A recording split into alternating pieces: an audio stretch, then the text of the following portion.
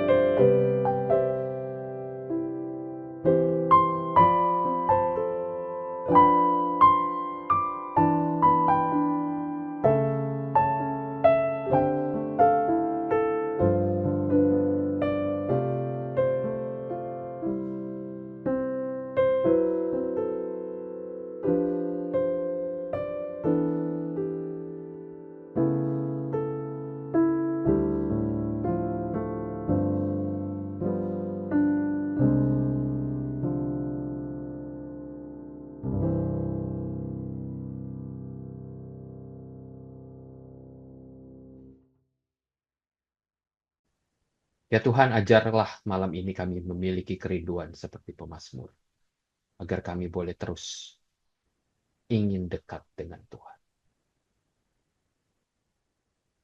Sertai perjalanan kami malam ini, ajar kami untuk lebih dekat dan lebih dekat lagi kepada Tuhan. Hanya di dalam nama Tuhan Yesus kami berdoa. Selamat malam, Bapak, Ibu, dan sahabat-sahabat muda. Kita sebentar lagi akan memperingati akan hari Natal. Dan mari kita bersama-sama di dalam acara Oase malam hari ini, kita merenungkan satu tema yaitu Father, I miss you so much. Nas Alkitab itu terambil dari Galatia pasal 4 ayat 4 sampai dengan ayat yang ke-6. Namun setelah genap waktunya, Allah mengutus anaknya yang lahir dari seorang perempuan dan takluk kepada hukum Taurat.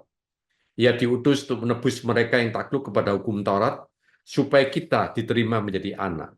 Karena kamu adalah anak, Allah telah menyuruh roh anaknya ke dalam hati kita, yang berseru, "Ya Aba, ya Bapa."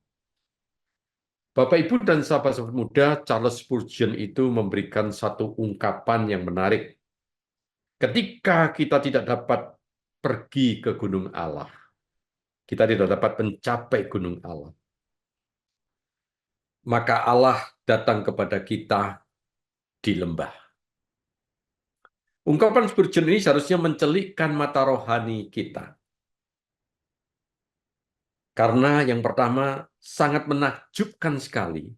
Allah yang tidak kita kenal sangat rindu mengangkat kita yang dikenalnya dari lembah maut yang mengerikan menuju kehidupan kekal yang menakjubkan.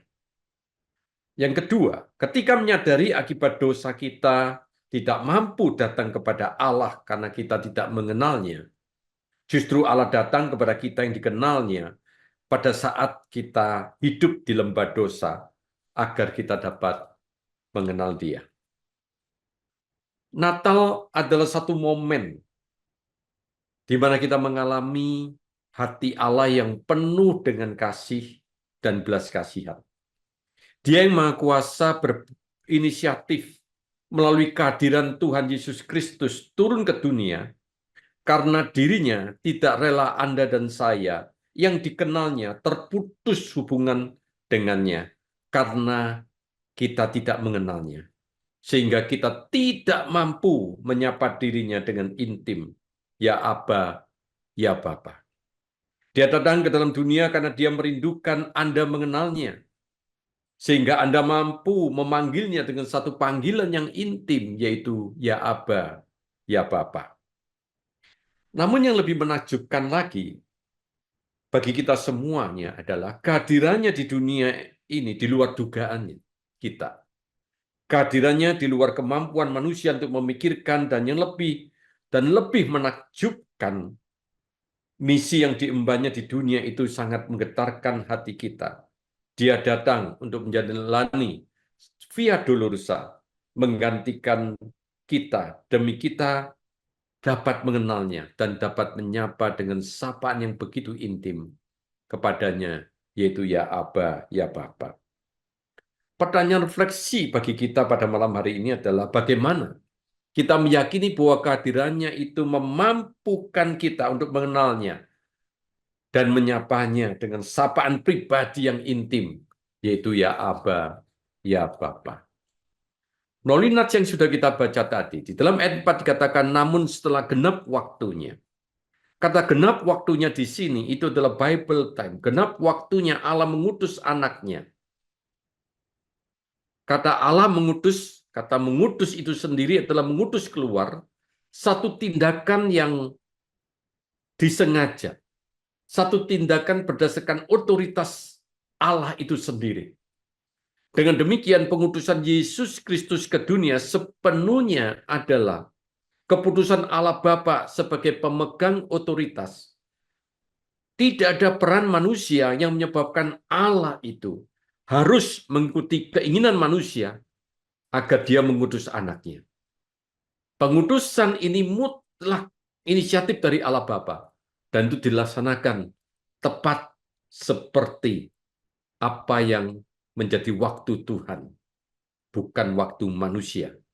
Dia lahir dari seorang perempuan. Yang lahir dari seorang perempuan itu artinya dia adalah manusia yang sejati.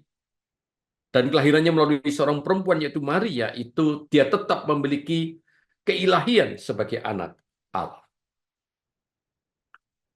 Kalau kita melihat di dalam ayat yang keempat, dikatakan dia lahir dari seorang perempuan, yaitu dia manusia yang sejati, maka dengan demikian dia harus takluk kepada hukum Taurat. Ini yang dituliskan oleh Rasul Paulus di dalam ayat 4, takluk kepada hukum Taurat. Yesus Kristus datang untuk hidup di bawah hukum Taurat, artinya dia memenuhi tuntutan Taurat secara sempurna. Tuhan Yesus menaati hukum Taurat secara sempurna, baik di dalam tindakan, motivasi, maupun dalam pikirannya. Hal ini terungkap di dalam Matius pasal 5 ayat 17. Janganlah kamu menyangka bahwa aku datang untuk meniadakan hukum Taurat atau kitab para nabi. Aku datang bukan untuk meniadakannya, melainkan untuk menggenapinya. Inilah yang dikatakan dalam teologi reform disebutkan Tuhan itu memiliki ketaatan aktif. Artinya ketaatan aktif Tuhan Yesus itu mengacu pada ketaatannya secara sempurna kepada seluruh hukum Taurat di dalam sepanjang kehidupannya selama dia di bumi. Dia menjalaninya tanpa dosa, menaati semua perintah dan tuntutan hukum Taurat itu secara sempurna. Herman Bavinck itu mengatakan, Tuhan Yesus di dalam ketaatan yang aktif itu menyatakan bahwa seluruh hidupnya di bumi, dalam ketaatannya sempurna kepada hukum, merupakan bagian integral dari karya penebusannya. Jadi oleh karena itu, ini merupakan satu bagian integral dari karya penebusan Allah untuk kita semuanya. Selanjutnya dikatakan oleh Bavinck yang telah dikatakan, dan melalui ketaatan aktif ini, Kristus memenuhi tuntutan hukum yang tidak dapat dipenuhi manusia yang berdosa. Yaitu apa? Manusia itu selalu melanggar hukum Taurat. Tapi dalam ketaatan aktif itu, Tuhan Yesus yang menggantikan kita, itu dapat memenuhi hukum itu secara sempurna. Dan dia dinyatakan oleh Allah sebagai manusia yang sejati, yang benar di hadapannya.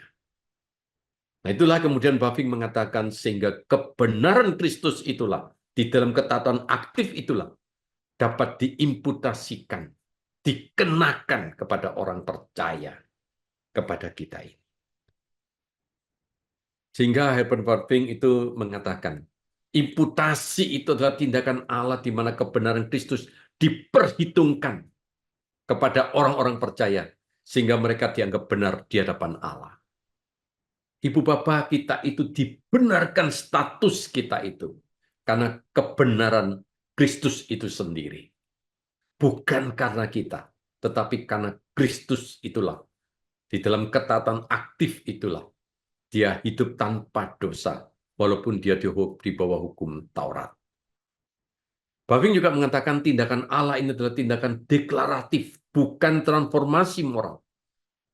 Jadi pada waktu Tuhan itu mengenakan kita status benar, kita tuh masih di dalam kehidupan moral kita yang belum sempurna. Inilah yang membuat orang percaya dapat berdiri di hadapan Allah tanpa rasa takut. Sepenuhnya diterima sebagai orang benar. Inilah anugerah Allah yang begitu besar yang dianugerahkan kepada kita. Di dalam kehidupan kita selama status kita masih belum sempurna. Tapi kita memiliki satu status di hadapan Allah, kita adalah orang yang benar.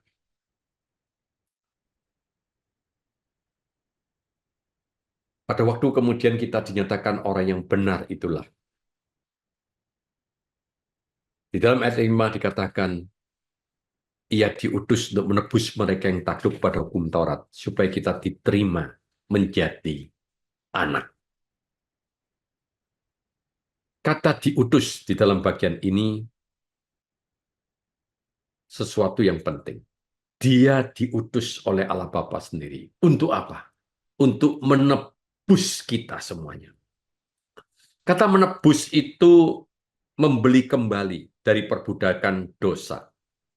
Mengapa kita harus tebus?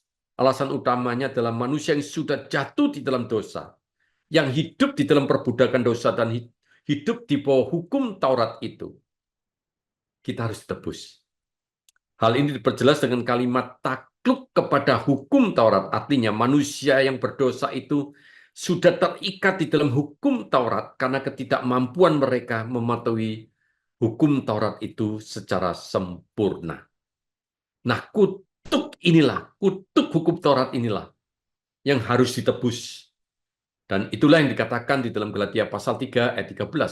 Kristus telah menebus kita dari kutuk hukum Taurat dengan jalan menjadi kutuk karena kita. Sebab ada tertulis, terkutuklah setiap orang yang digantung pada kayu salib. Tuhan Yesus itu meskipun tanpa dosa, dia harus mengambil kutuk tersebut atas dirinya di atas kayu salib untuk membebaskan kita dari hukuman atau kutuk dosa. Jadi sangat jelas bahwa semua hutang dosa kita, di mana kita tidak mampu membayar, itu telah ditebus oleh Kristus dengan cara menggantikan kita dengan menjalani hukuman di atas kayu salib. Inilah yang dikatakan Tuhan Yesus memiliki ketaatan yang pasif. Tadi kita bicara tentang yang aktif. Sekarang inilah yang dikatakan di dalam ketaatannya untuk rela mati di atas kayu salib. Itu adalah ketaatannya secara pasif. Herman Bavinck mengatakan ketaatan pasif Tuhan Yesus mencakup seluruh penderitaan yang dialaminya sebagai pengganti bagi manusia yang berdosa, menanggung kutuk hukum Taurat dan murka Allah yang seharusnya ditimpakan kepada kita. Ketaatan pasif itu adalah mencakup seluruh penderitaan Kristus. Dia rela menderita untuk menggantikan kita. Ini sesuatu yang penting yang harus kita hayati. Sehingga Bavinck mengatakan ketaatan aktif dan ketaatan pasif Tuhan Yesus tidak bisa dipisahkan. Hidupnya yang sempurna tidak akan berarti tanpa kematiannya. Dan kematiannya tidak akan membawa keselamatan jika hidupnya tidak sempurna. Luar biasa ya. Jadi Bavinck mengatakan hidupnya yang sempurna itu, dalam ketaatan aktifnya itu, tidak akan berarti tanpa kematiannya, tidak akan berarti tanpa ketaatan pasifnya itu. Dan kematiannya, ketaatan pasifnya, tidak akan membawa keselamatan jika hidupnya tidak sempurna. Jika tidak Tuhan Yesus tidak memiliki ketaatan secara aktif. Oleh karena itu, ketaatan aktif dan pasif Tuhan Yesus memberikan kepada kita sesuatu yang penting, Bapak Ibu. Yaitu supaya kita ini diterima menjadi anak Allah. Di dalam doktrin reform ini disebut sebagai adopsi. Kita diadopsi menjadi anak Allah. Katekismus singkat Westminster mengatakan adopsi adalah satu tindakan Allah secara cuma-cuma. Dikatakan tindakan anugerah Allah secara cuma-cuma. Yang melaluinya kita diterima menjadi anak-anaknya. Dan memiliki segala hak dan privilege sebagai anak-anak Allah. Kita memperoleh satu status yang istimewa menjadi anak-anak Allah. Dan kita memiliki hak kita dan privilege sebagai anak-anak Allah. Ini sesuatu yang luar biasa. Inilah tindakan Allah yang secara cuma-cuma. Salah satu privilege yang luar biasa bagi hidup kita itu adalah kita kembali dimampukan sebagai anak.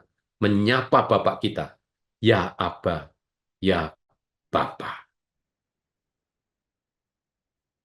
Lewis mengatakan, anak Allah itu menjadi manusia, supaya manusia dapat menjadi anak-anak Allah. Luar biasa.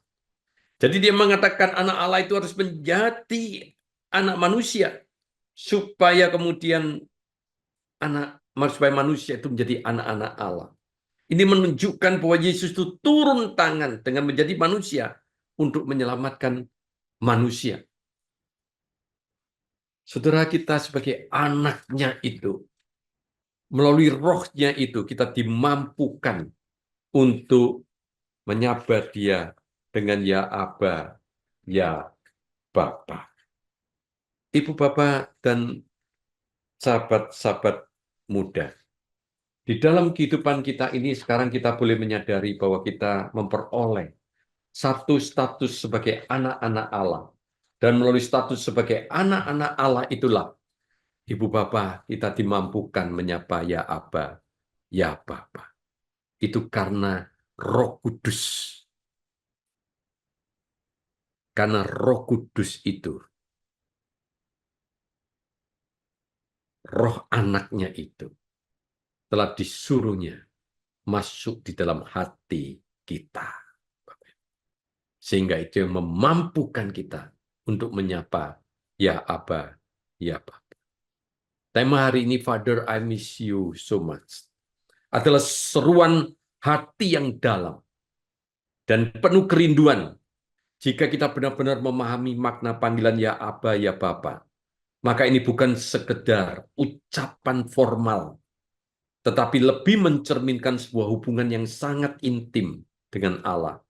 Seperti seorang anak yang rindu dipeluk oleh ayahnya.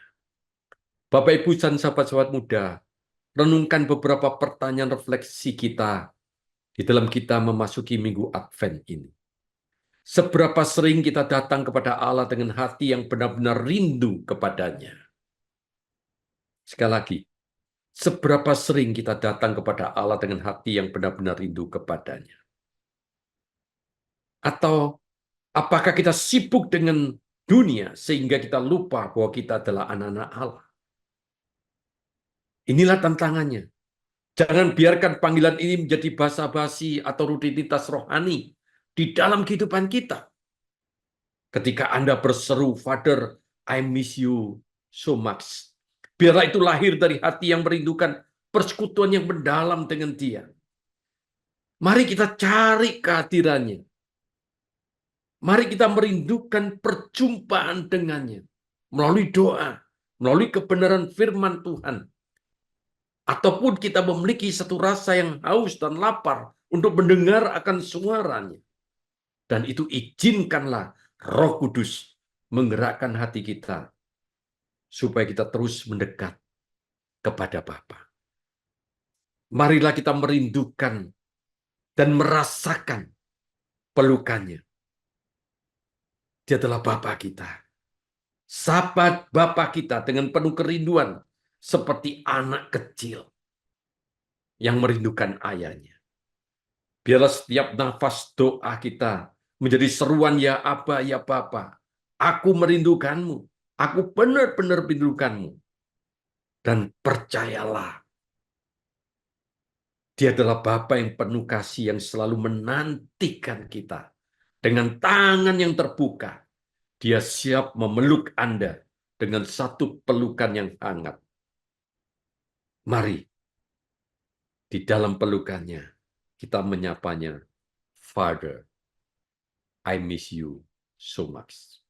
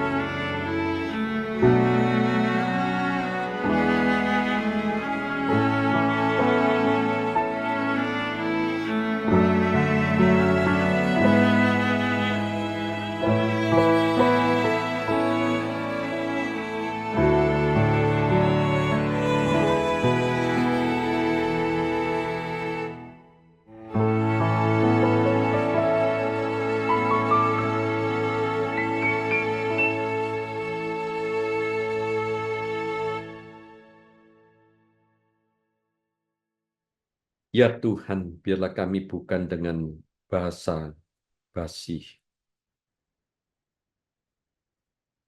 Kami mengungkapkan kerinduan kami kepadamu.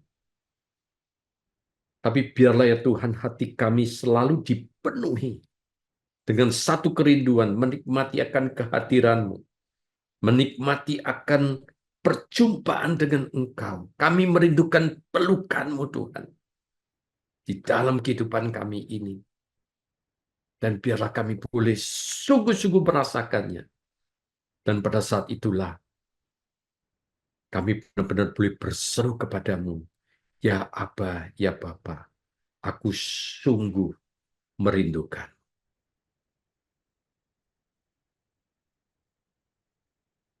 Ya Tuhan, biarlah kami boleh tidak mengalami kehilangan, mengalami keterhilangan di hadapan-Mu.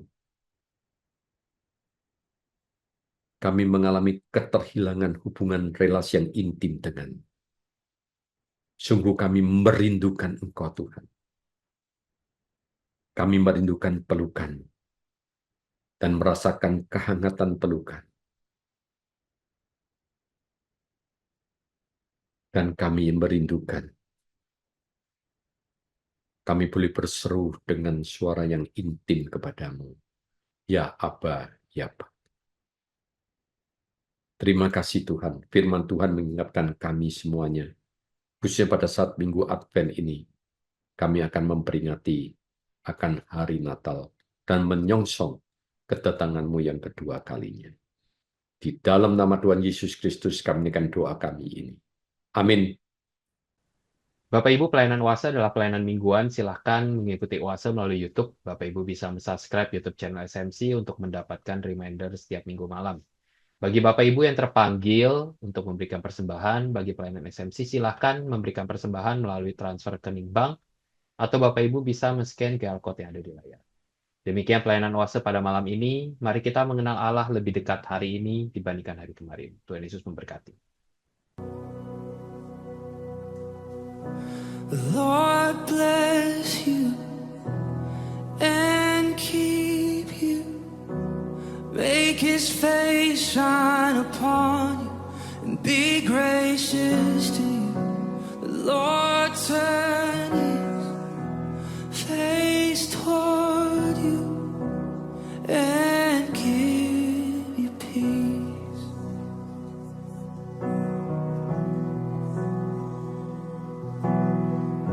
The Lord